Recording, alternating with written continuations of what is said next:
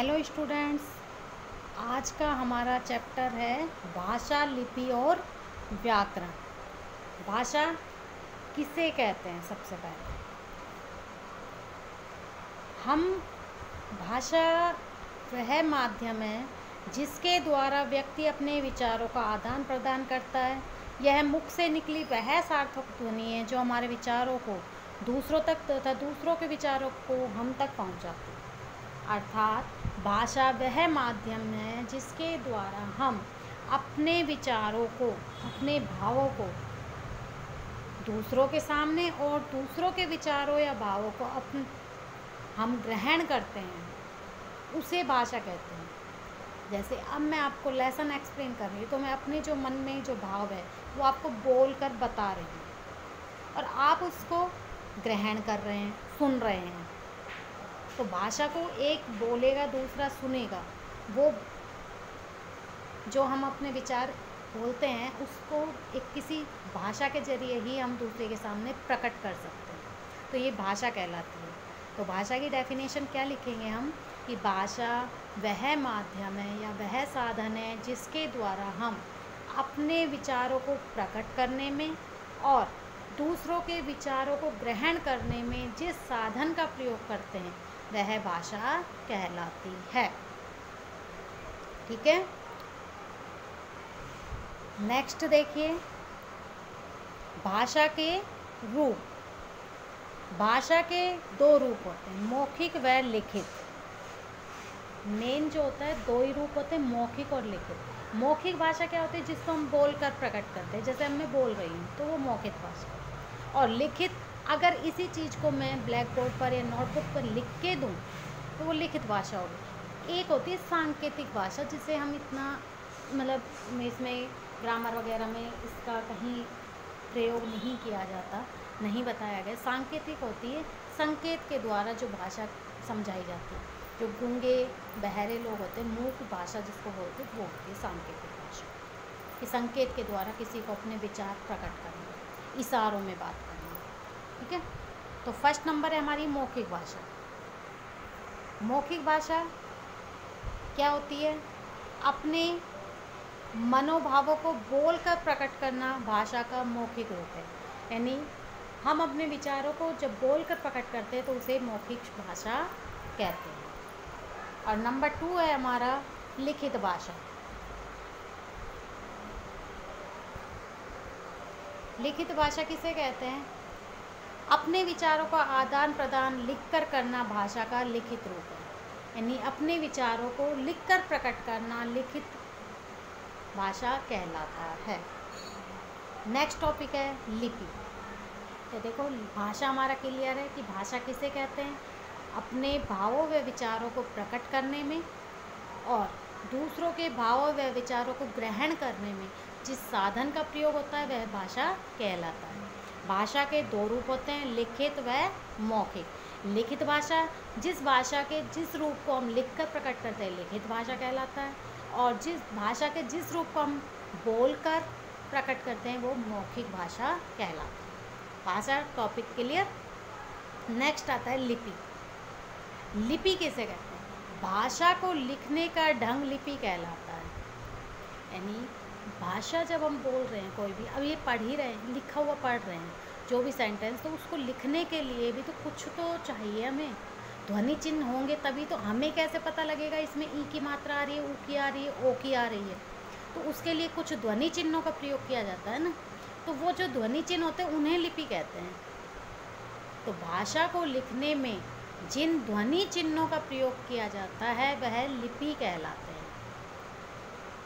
ठीक है, भाषा को लिखने में जिन ध्वनि चिन्हों का प्रयोग किया जाता है उसे लिपि कहते हैं। अब अलग अलग भाषाओं की अलग अलग लिपि होती है। जैसे हमारी भाषा मेन क्या है? हिंदी।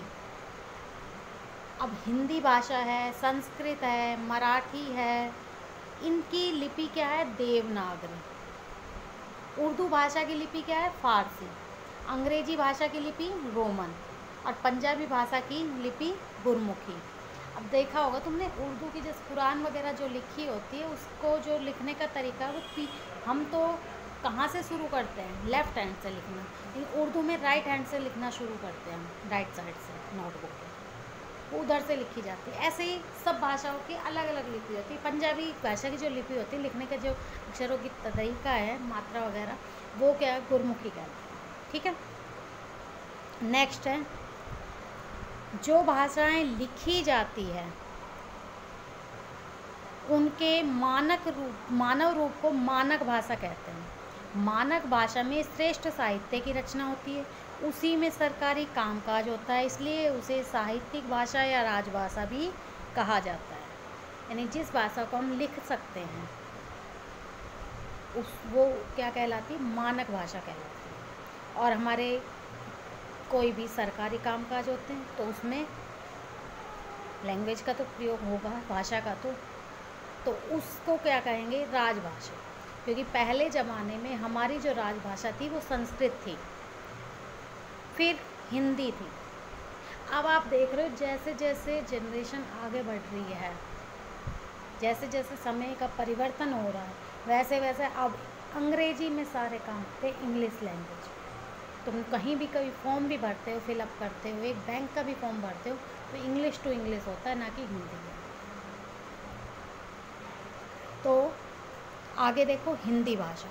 हिंदी भाषा हमारे देश की प्रमुख भाषा है और 14 सितंबर यानी 14 सितंबर को प्रतिवर्ष हिंदी दिवस मनाया जाता है। हिंदी दिवस कब मनाया जाता है, 14 सितंबर। और हिंदी संघ सरकार की तो राजभाषा है, जो हमारी स्टेट गवर्नमेंट है, राज्य सरकार, जैसे उत्तर प्रदेश, मध्य प्रदेश, बिहार, राजस्थान, हरियाणा, हिमाचल प्रदेश आदि अनेक राज्यों की भी राजभाषा है। उत्तर प्रदेश के सभी राज्यों ने हिंदी भाषा को राजभाषा के रूप में स्वीकार किया है। अब जैसे बिहार है, बिहार में कौन सी उपभाषा है, मतलब राजभाषा तो हिंदी है लेकिन उपभाषा क्या है, बिहारी है। तो उसमें कई लैंग्वेज बोली जाती है, कई बोलियाँ बोली जाती हैं, जैसे भोजपुरी, मैथिली, मगही। ऐसे ही राजस्थान में राजस्थानी भाषा है, लेकिन वहाँ पर मारवाड़ी, हाड़ौती भाषा आदि बोली जाती है। नेक्स्ट, तो लिपि हो गया हमारा कि भाषा को लिखने के लिए जिन ध्वनि चिन्हों का प्रयोग किया जाता है उसे लिपि कहते हैं। संस्कृत, हिंदी की लिपि का क्या है, देवनागरी है। और हिंदी को हमारी राजभाषा घोषित किया गया है। हिंदी दिवस 14 सितंबर यानी 14 सितंबर से 14 सितंबर को मनाया जाता है।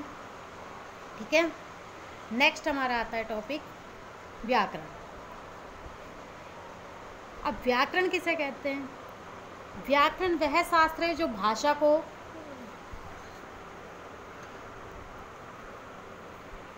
व्याकरण वह शास्त्र है जो भाषा को शुद्ध रूप में लिखना, पढ़ना, बोलना और समझना सिखाता है। व्याकरण वह शास्त्र है जिससे हमें किसी भाषा के शुद्ध रूप का ज्ञान प्राप्त होता है, उसे व्याकरण कहते हैं। जैसे देखिए इसमें सेंटेंस दिया है, प्रिया नाच रहा है। अब एक बात बताइए, ये सेंटेंस सही है? प्रिया नाच रहा है? नो, क्योंकि प्रिया जो शब्द है वो स्त्रीलिंग शब्द है, और जबकि जो हमने धातु लगाई है, सॉरी क्रिया पद लगाया है, रहा है, ये क्या है? पुल्लिंग है। अब इसमें होना चाहिए था प्रिया नाच रही है, क्योंकि प्रिया स्त्रीलिंग शब्द है, तो इसके साथ धातु वो क्रिया शब्द जो लगेंगे वो भी तो स्त्रीलिंग का लगेगा कि प्रिया नाच रही है। तो इस चीज़ का ज्ञान हमें किससे प्राप्त होता है? व्याकरण से, क्योंकि व्याकरण के बिना किसी भाषा का शुद्ध ज्ञान नहीं हो सकता। चाहे कोई भी लैंग्वेज हो, हिंदी, इंग्लिश, संस्कृत, सभी में व्याकरण का ज्ञान होना बहुत ज़रूरी है। अगर हम एक छोटा सा सेंटेंस इंग्लिश का लेते हैं, मान लो कि he reads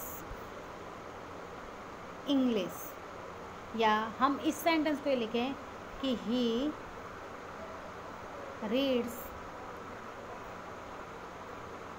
read a letter, he read a letter. अब एक बात बताइए, ये सेंटेंस किसका है? वह एक पत्र पढ़ता है, किसका है? प्रेजेंट इंडेफिनिट टेंस का। अब प्रेजेंट इंडेफिनिट टेंस में क्या होता है कि जो भी सिंगुलर होता है सब्जेक्ट, सब्जेक्ट जब सिंगुलर होता है तो उसके साथ वर्ब के फर्स्ट फॉर्म के साथ SEIES लगता है, जबकि यहाँ लिखा हुआ है रीड, तो ये गलत है। ही रीड्स ए लेटर, इसमें आएगा READS, he reads a letter. अब ये हमारा सेंटेंस एकदम सही बना। तो इस चीज़ का ज्ञान हमें किससे प्राप्त होता है? व्याकरण से, ग्रामर से। तो ग्रामर के बिना कोई भी लैंग्वेज अपने आप में पूरी नहीं है। नेक्स्ट टॉपिक है हमारा व्याकरण के अंग। व्याकरण के कितने अंग हैं? वर्ण विचार, शब्द विचार, वाक्य विचार। व्याकरण के 3 अंग हैं, वर्ण विचार, शब्द विचार और वाक्य विचार। वर्ण किसे कहते हैं? वह छोटी से छोटी ध्वनि जिसके और टुकड़े न किए जाए वर्ण कहलाता है। वर्ण के बाद आता है हमारा शब्द। वर्णों के सार्थक समूह को शब्द कहते हैं, यानी जिसका कोई अर्थ निकले। सार्थक क्या होता है? जिसका कोई अर्थ निकले। वर्णों के सार्थक समूह को शब्द कहते हैं। जैसे हमने वर्ण कोई भी शब्द लिखा, कमल, कमल शब्द है, कमल का अर्थ निकल रहा है कि कमल एक फूल का नाम है, किसी व्यक्ति का नाम भी हो सकता है, उसका अर्थ निकल रहा है ना कमल। लेकिन अगर हम लिख दें जमन, अब जमन क्या शब्द बना? जन्म अगर वर्ड होता तो बनता कि जन्म का अर्थ होता है बर्थ, जन्म। लेकिन जन्म जमन का क्या अर्थ है? कोई अर्थ नहीं है, तो वो शब्द नहीं कहलाएगा। फिर आता है वाक्य। तो शब्दों के सार्थक समूह से, शब्दों के सार्थक समूह को वाक्य कहते हैं। जैसे सेंटेंस लिखा, राधा नाच रही है, तो इसका मीनिंग निकल रहा है, अर्थ निकल रहा है कि राधा जो एक लड़की का नाम है जो कि नृत्य कर रही है, नाच रही है। लेकिन अगर हम लिखे राधा रहा नाच है, तो ये क्या बना? ये तो सेंटेंस नहीं बना सही, इसका तो कोई मीनिंग निकला ही नहीं, तो ये वाक्य नहीं है। तो शब्दों के सार्थक समूह को वाक्य कहते हैं। अब वर्ण विचार में क्या होता है? वर्ण विचार में क्या करते हैं हम? वर्णों के आकार, उच्चारण, उत्पत्ति आदि पर विचार किया जाता है कि वर्ण का आकार कैसा है, उसका उच्चारण स्थान क्या है, उसकी उत्पत्ति किससे। जैसे कुछ संयुक्त व्यंजन होते हैं, कुछ द्वैत व्यंजन होते हैं, इस पर। अब है शब्द विचार। और शब्दों के रूप, भेद, प्रकार, लिंग, वचन, काल, उत्पत्ति तथा बनावट पर विचार किया जाता है। आपको पता है शब्द विचार जब हम आगे पढ़ेंगे नेक्स्ट चैप्टर में, तो आपको पता लगेगा शब्दों के अनेक भेद होते हैं, 4 प्रकार के होते हैं शब्द के भेद, और उसके भी प्रकार होते हैं। तो ये हम ब्रीफली नेक्स्ट चैप्टर में पढ़ेंगे। नेक्स्ट आता है वाक्य विचार।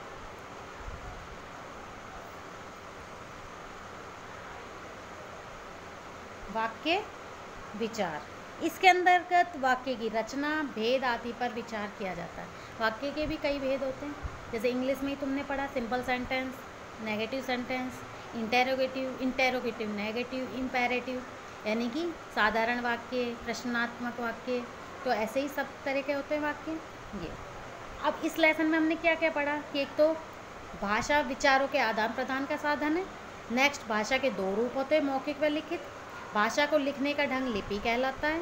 वह शास्त्र जिसके द्वारा किसी भाषा के शुद्ध रूप का ज्ञान प्राप्त होता है वह व्याकरण कहलाता है। व्याकरण के 3 अंग हैं, वर्ण विचार, शब्द विचार और वाक्य विचार।